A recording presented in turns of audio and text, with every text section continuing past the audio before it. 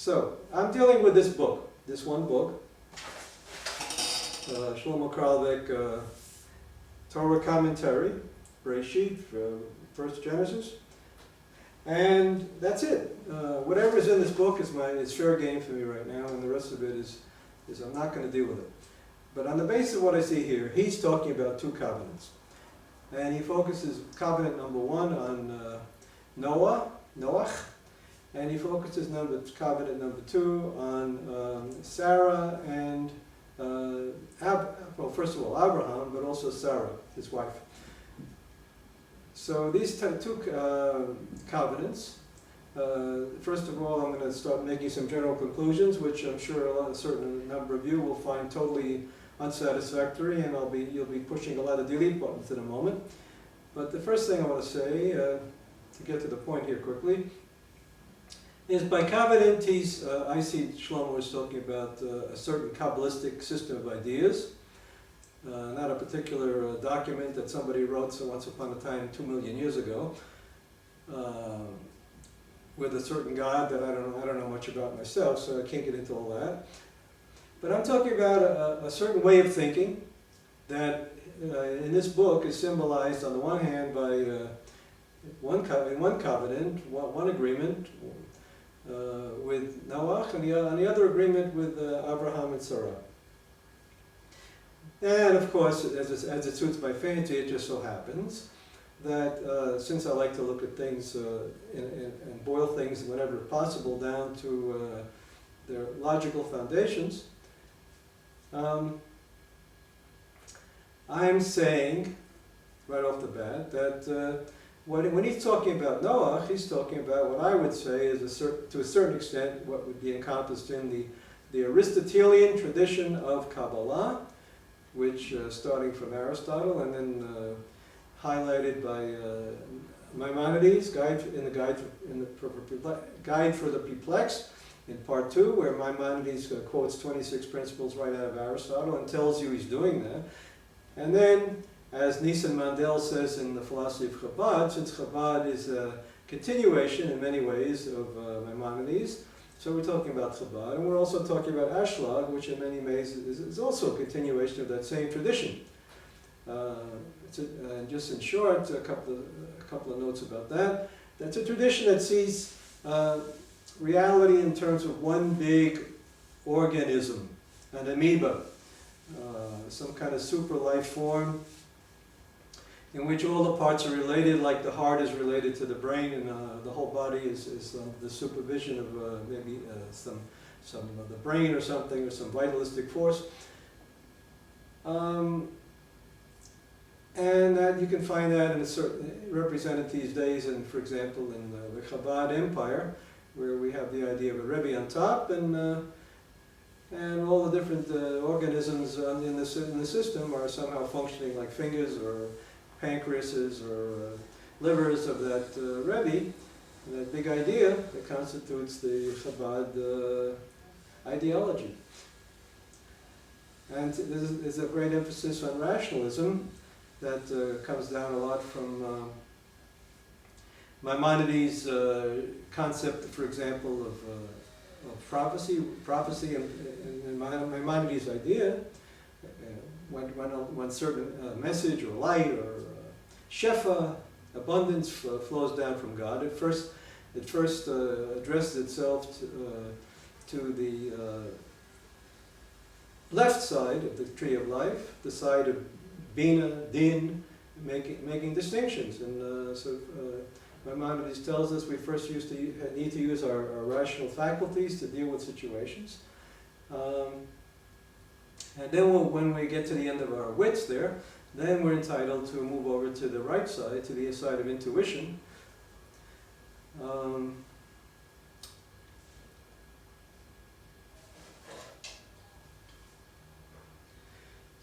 Okay. Now the second system, the second covenant, the one that involves Abraham and Sarah, is what I'm going to quickly label the opposite tradition of dialectical thinking, which is called the Neoplatonic tradition, that begins with Plato and Goes to Philo, goes on to a lot of stuff in the Middle Ages, going on to, say for example, Ficino and the Italian Renaissance. Then our George Haman in the Christian tradition, and leading up to Breslov, Nachman of Breslov, and here we have Shlomo Carlebach as the latest edition of Neoplatonic philosophy in Judaism. Now that takes chutzpah to say that, doesn't it? And they just made a lot of enemies. Now, just like any major Rebbe, it's not a question of either or. There's a certain amount of this and a certain amount of that. It's just a matter of emphasis. So I'm saying that what I see here is about 2/3 emphasis on Nachman of Breslov and 1/3 emphasis perhaps on Chabad. We know historically that Rav Shlomo was a student of Chabad for a long time, and we know that he also was heavily influenced by the whole hippie phenomenon and all that stuff, which had a lot of mystical drug influences that took people away from such a rationalist tradition into a more spaced out tradition.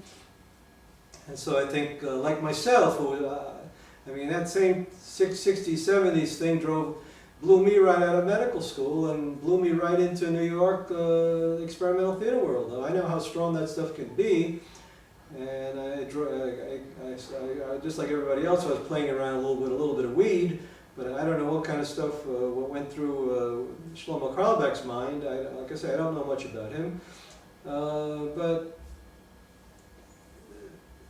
it seems historically that it makes a certain kind of sense.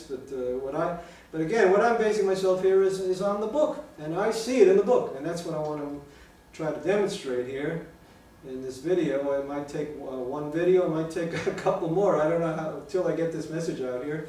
I want to do it justice because it's a big message.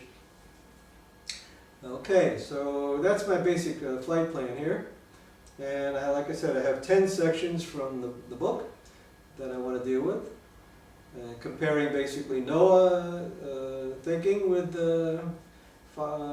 Abraham, Sarah thinking. All right.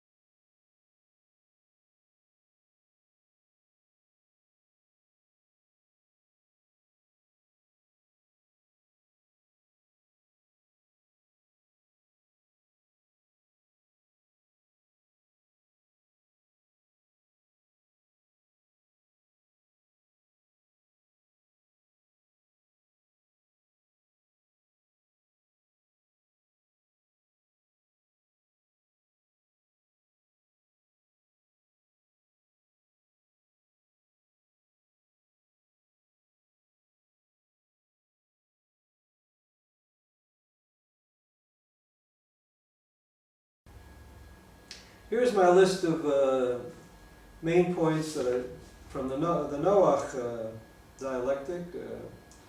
And maybe I'll start off with that. That seems to be a little simpler to get a grip on, first of all. So my first section from the book is section page 2085, and it's called To Be a Kabbalist, a Receiver. And that right away gives us a clue. And here's something he says.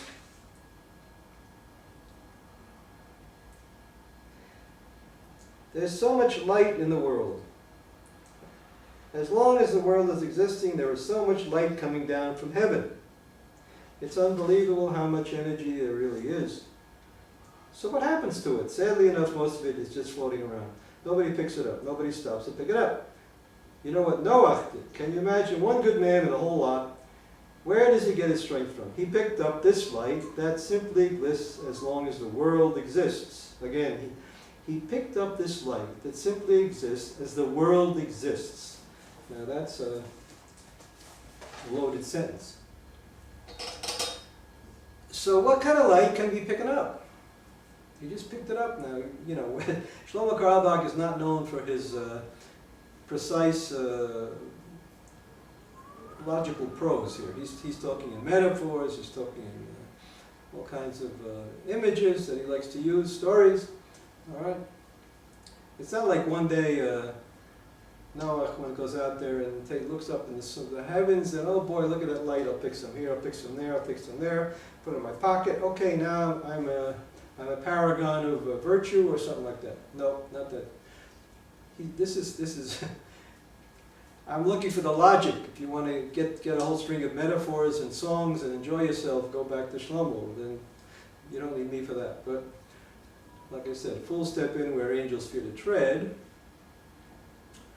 All right. So I'm going to say right off the bat that just like in the previous video when I was talking about motion, I use Gestalt therapy as a very simple way to deal with very complicated stuff. If you know something about Gestalt therapy, what it is. And if you don't know, go back to video number 1 and find out. But I'm not going to take the whole another half an hour to explain it here. So let me just start off right about with what it is that I'm maintaining that Noach represents is, well, let's start the basic concept of, one basic concept of Gestalt therapy is what's called the rhythm of contact and withdrawal. Rhythm of contact and withdrawal. The process works that at the beginning I'm aware of a lot of different things, I contact a lot of different things. I'm aware of, right now I'm aware of green, something over there, and I'm aware of something blue over here, and I'm aware of something black over here, and I'm aware of something brownish over there. Okay, I got a bunch of awarenesses, and somehow my mind is a Gestalt figure ground process going on here, and I put it together and I say, colors, I'm aware of colors. But you notice I started from individual colors rather than just saying, the room is full of colors, like a lot of people would do in a Gestalt session, and just lose the concrete here and now experiences. So I'm saying that energy, those awareness moments are energy. They're energy. Little moments of energy. And you might say in a certain kind of a quasi-scientific sense here that if I do a whole 3 hours of Gestalt work on awareness and I'm loaded up with energy, you know, a person can get a moment of enlightenment, a kind of a high out of that. It happens a lot. And that explosion into some kind of emotion or some kind of idea, something or other, you can look at it as kind of reaching a high level of energy. An energy of activation, you might say. If you like thermodynamics, you know, the energy of activation somehow affects the whole entropy of the system, and boing, the next thing you know, release free energy, and that gives you the exothermic reaction to do your explosion, etc., etc. But anyway, there's energy out there. Energy also, Shlomo's using the word energy. These days when we talk about energy, we think about energy versus matter, a hybrid relationship. You know, an electron is energy, and if as matter, and it's a wave. As a wave, it's it's matter as if you think of it as a blob that's an electron, or if it's wave, it's a wave energy. So it's back and forth. It could be either one depending on how you look at it, how you measure it, etc., etc. Heisenberg uncertainty principle. You don't know what it is because it can't be more precise than what it is you're trying to measure, and etc. like that. So we have the idea of a resonance system where two opposites are somehow or other in some kind of totally illogical, unfathomable relationship together. All right, so anyway, energy. So if we think of this awareness stuff as the energy, and think of our everyday lives as matter or something like that, then so we have an opposition there. Okay, so Noach is collecting awareness moments. Now, in Gestalt therapy process, this is called this process of collecting awareness moments. The first part, all the contact experiences, is called the objective history. Very important term, objective history, and I'm using the word objective, and I got that word from Hegel, I think, way back a long time ago. So it's a history of what goes on in terms of the spiral of the dialectic. Each time a circle, thesis, antithesis, synthesis, a dialectical logic. And again, I explained all this in the first video. If you don't want to bother to go back and listen to it, that's not my problem. So this endless spiraling. Each time you have a awareness of this and awareness of the opposite, somehow something else, and they end up being some kind of relationship of opposition. And we have a series of opposites somehow or other, and every time I get to it, the opposites have an impasse to it eventually, so then I close my eyes and go inside, do the withdrawal process, and I get a new idea from the void, all that stuff. That's the dialectical process, the synthesis that's involved here. Okay, in a Gestalt awareness session. Now, you could describe exactly the same thing in terms of Sephirot and heavens and all kinds of Kabbalistic mumbo jumbo, and I'm not quibbling with that. That's equally valid jargon if you like to think in that way. But what I'm talking about is something that I could do with a person in an hour, half an hour, not 3 hours, and see results in front of my dumb scientific nose there without having to get involved in a lot of mumbo jumbo. So in that sense, this objective history, if I do a work like this with somebody for 3 hours, it's going to be maybe 20 different cycles around that thing of awareness, where you get aware of something, and then get to the opposite, and then you go inside, etc., etc., etc. And as long as I'm focusing on this continuous process of awareness, and dialogue, a little bit of withdrawal each time, the emphasis are mostly on contact. And that's the sense in which Noach is collecting energy. All right? So what else? Now I could go back to the chapter there and read an enormous amount of stuff, but I'm just going to take my notes here, because otherwise I'll never get into some of the other stuff here. So some of the other things that Shlomo mentions in that chapter, that this is a passive state of being awareness.